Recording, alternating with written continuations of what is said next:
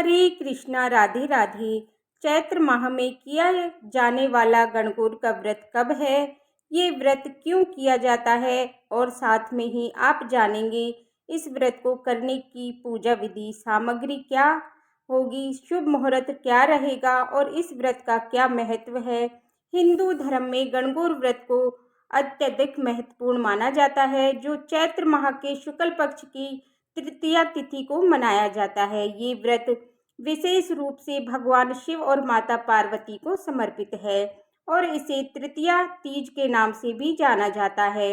गणगौर शब्द भगवान शिव गण और माता पार्वती गौरा के नाम के बेलपत्र से बना है। गणगौर व्रत का खास महत्व विवाहित महिलाओं के लिए है, जो इसे अपने पति की लंबी आयु के लिए और सुखमय जीवन के लिए करती हैं। धार्मिक मान्यताओं के अनुसार इस व्रत को रखने से भगवान शिव और माता पार्वती का आशीर्वाद मिलता है। साथ ही कुंवारी कन्याएं भी इस व्रत को रखती हैं, क्योंकि मान्यता है कि इससे उन्हें मनचाहा वर प्राप्त होता है।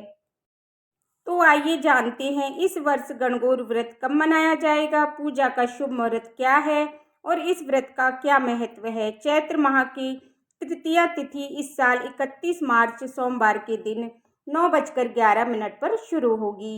वहीं इसका समापन 1 अप्रैल मंगलवार के दिन सुबह 5:42 पर समाप्त होगा। ऐसे में इस साल गणगौर का व्रत 31 मार्च को रखा जाएगा। गणगौर 31 मार्च को यानी सुबह सूर्योदय 6:12 पर होगा। वहीं सूर्यास्त का समय शाम 6:38 पर और ब्रह्म मुहूर्त सुबह 4:46 से लेकर सुबह 5:34 तक है और अमृत काल सुबह 7:24 से लेकर सुबह 8:48 तक है। अभिजीत मुहूर्त का आरंभ गणगौर के दिन दोपहर 12:06 से हो रहा है, जो 12:55 तक चलेगा। इसके अलावा चंद्र उदय का समय रात को 7:26 पर है और चंद्रमा अस्त रात को 8:56 पर होगा। ऐसे में पूजा के लिए अभिजीत मुहूर्त उत्तम होगा। राजस्थान में विवाहित, नवविवाहित और अविवाहित महिलाएं बड़ी श्रद्धा भाव से गणगौर की पूजा करते हैं। इस वर्ष से जुड़ी मान्यता के अनुसार यदि विवाहित और नवविवाहित महिलाएं भगवान शिव और माता पार्वती के प्रति ईश्वर और गणगौर की पूजा करती हैं तो उनके पतियों की उम्र लंबी होती है। वहीं अनविवाहित महिलाएं इस व्रत को भगवान शिव जैसे योगपति की प्राप्ति के लिए पूजा करती हैं। अब जानते हैं गणगौर की पूजा विधि। गणगौर व्रत के दिन सुबह स्नान करके स्वच्छ वस्त्र धारण करने चाहिए। इसके बाद मिट्टी से भगवान शिव और माता गौरी की मूर्तियों बनाकर उन्हें सुंदर वस्त्र पहनाने चाहिए। अगर आप उस दिन नहीं बनाना चाहते हैं तो 1 या 2 दिन पहले भी आप भगवान शिव और माता गौरी की मूर्ति बना सकते हैं। इसके पश्चात भगवान शिव और माता पार्वती की विधि विधान से पूजा करनी चाहिए।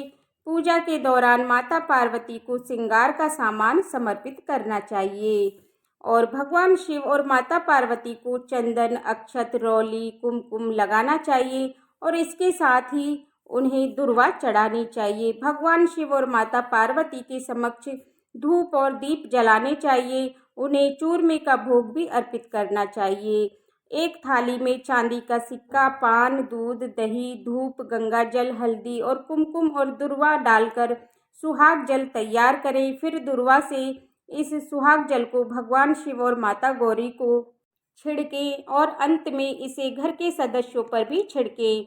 इन्हें यहाँ पर मतलब राजस्थान में गणगौर के दिन गुणे बनाए जाते हैं और उन गुणों को अगर आप विवाहित हैं तो 16 गुणे माता गौरी को अर्पित करते हैं और 16 गुणा आप किसी भी सुहागिन महिलाएं या कलप सकते हैं और अगर आप अविवाहित हैं तो आप इन 8 गुणे आपको माता पार्वती को अर्पित करने हैं और 8 ही गुणे आपको किसी भी अविवाहित कन्या से कलप सकते हैं और फिर अंत में इन गुणों को आपको ही खाना होता है। तो आप यहाँ पर राजस्थान में होता है, अगर आपके यहाँ किसी और तरीके से पूजा की जाती है तो आप उसी तरीके से पूजा कीजिए और अंत में गणगौर की कथा जरूर सुने। अगर आप व्रत कर रहे हैं तो भी, अगर आप व्रत नहीं कर रहे हैं तो भी आप गणगौर व्रत की कथा जरूर सुननी चाहिए। आइए जानते हैं पूजा सामग्री। आसन, कलश, काली मिट्टी, अक्षत, ताजे फूल, आम के पत्ते, नारियल, सुपारी, पानी से भरा हुआ कलश, गणगौर के कपड़े, गेहूं, बांस की टोकरी, चुनरी, हलवा, सुहाग का सामान, कौड़ी, सिक्के, घेवर, चांदी की अंगूठी, पूड़ी, होलिया की राख और गोबर या मिट्टी से उपले श्रृंगार का सामान, शुद्ध घी, दीपक और कमले, कुमकुम आदि से ये सब वस्तुएं पूजा में जरूर रखनी चाहिए। तो आइए, शिव पुराण के अनुसार गणगौर पर्व पर भगवान शिव को विशेष रूप से लाल और सफेद आंकड़े के पुष्प अर्पित करने से भगवान शिव की विशेष कृपा प्राप्त होती है।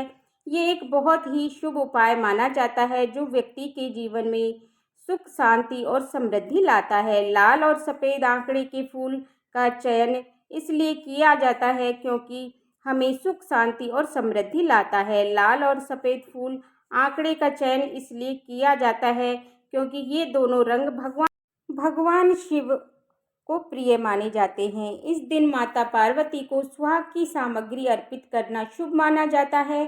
सुहाग की सामग्री में सिंदूर भी, चूड़ियाँ, लहंगा, मंगलसूत्र, कुमकुम, महावर, रंगीन रेशमी वस्त्र शामिल होते हैं।